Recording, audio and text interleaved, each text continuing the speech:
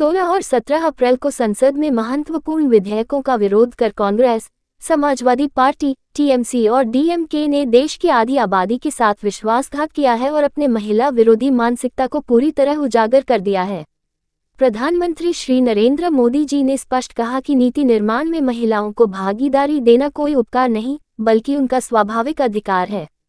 जिन्होंने इस ऐतिहासिक अवसर में बाधा डाली है, उन्हें आने वाले चुनावों में महिलाओं के कड़े आक्रोश का सामना करना पड़ेगा। केंद्रीय गृह मंत्री श्री अमित शाह ने विपक्ष के झूठ को बेनकाब करते हुए स्पष्ट किया कि परिसीमन से किसी भी राज्य को नुकसान नहीं होगा, बल्कि दक्षिण भारत का आनुपातिक प्रतिनिधित्व सुरक्षित रहेगा और बढ़ेगा। समाजवादी पार्टी जैसे विपक्षी दल कोटा के भीतर धर्म आधारित आरक्षण की असंवैधानिक मांग उठाकर प्रक्रिया को टालने की कोशिश कर रहे हैं, जो तुष्टीकरण और ध्यान भटकाने का एक तकनीकी बहाना मात्र है।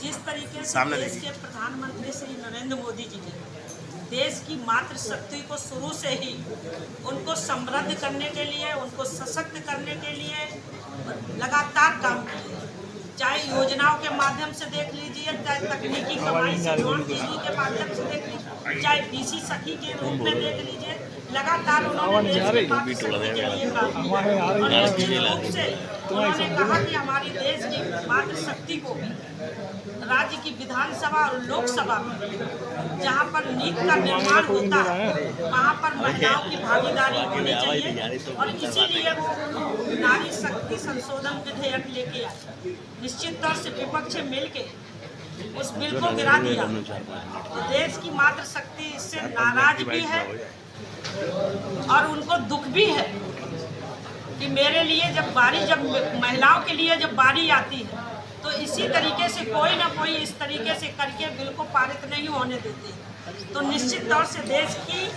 मातृशक्ति अब समझदार हो गई है, चुप नहीं बैठेगी। ऐसे चूंकि जब जब देश की मातृशक्ति की बारी आती है, मुझे ध्यान है कि 1848 में सावित्रीबाई फुले ने जब बेटियों को शिक्षित करने के लिए स्कूल खोल के जब पढ़ाना शुरू किया था, तब भी उनके साथ यही किया गया था। उनके ऊपर कीचड़ फेंका जाता था, लेकिन वो महिला हार नहीं मानी और उसने देश की बेटियों को पढ़ाते रही लगातार। परिवार का भी उन्होंने उनका जो सपोर्ट था नहीं मिला, लेकिन इसी तरीके से आपने देखा जब वो हार उस समय नहीं मानी, 1848 की बात है, तो आज तो 21वीं शताब्दी की बात है। 21वीं शताब्दी में जब आज तो देश के प्रधानमंत्री देश की मातृशक्ति के साथ खड़े, हर तरीके से कंधा मिला के उसको सशक्त करना चाहती है, उनको आगे बढ़ाना चाहते हैं, तो निश्चित तौर से आज भी देश की मातृशक्ति चुपचाप नहीं बैठेगी और वो लड़ेगी, लगातार लड़ेगी और लड़ती रहेगी। और अब जब तक प्रधानमंत्री जी को सशक्त करती रहेगी, जब तक ये बिल पारित नहीं कराएगी, तब तक देश की मातृशक्ति ऐसी सड़कों पे उतरती रहेगी। मैडम मातृशक्ति की बात कर रहे हैं आप। निश्चित तौर से आप अभी पूछ रहे थे कि ये बंगाल की क्या स्थिति है। मुझे ध्यान है कि जिस तरीके से पहले चुनाव हुआ था पश्चिम बंगाल का, और पश्चिम बंगाल के चुनाव के बाद भारतीय जनता पार्टी की 200 सीटें 77 आई, सीटें बढ़ी, तब ममता बनर्जी जी बहुत ज़्यादा जल्लाहट हुई और भारतीय जनता पार्टी के कार्यकर्ताओं को मारना पीटना शुरू कर दिया। केवल मारना पीटना नहीं, अगर जो भारतीय जनता पार्टी के नेता हैं, कार्यकर्ता, तो उनको भी उनके घर में उनको बांध के और पिता और भाई के सामने, उनकी पिता के सामने बेटी के साथ, पत्नी के साथ बलात्कार करते रहे और विवश पिता और भाई देखते रहे। तो यही कारण आज जो बंगाल में इतनी भीड़ निकल रही, मातृशक्ति निकल रही, वो यही कारण है कि देश के प्रधानमंत्री और भारतीय जनता पार्टी की सरकार और नेता उन देश की और पश्चिम बंगाल की बेटियों के साथ, मातृशक्ति के साथ, उनकी सुरक्षा के लिए, उनके सम्मान के लिए लगातार खड़ी है।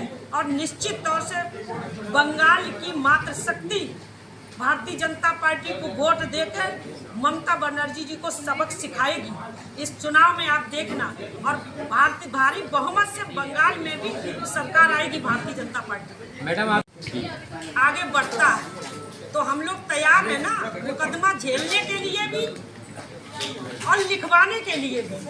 भाई जब बदलाव समाज में आता है तो निश्चित तौर से परेशानियां भी आती हैं, तो वो परेशानियां झेलने के लिए देश की मातृशक्ति तैयार है।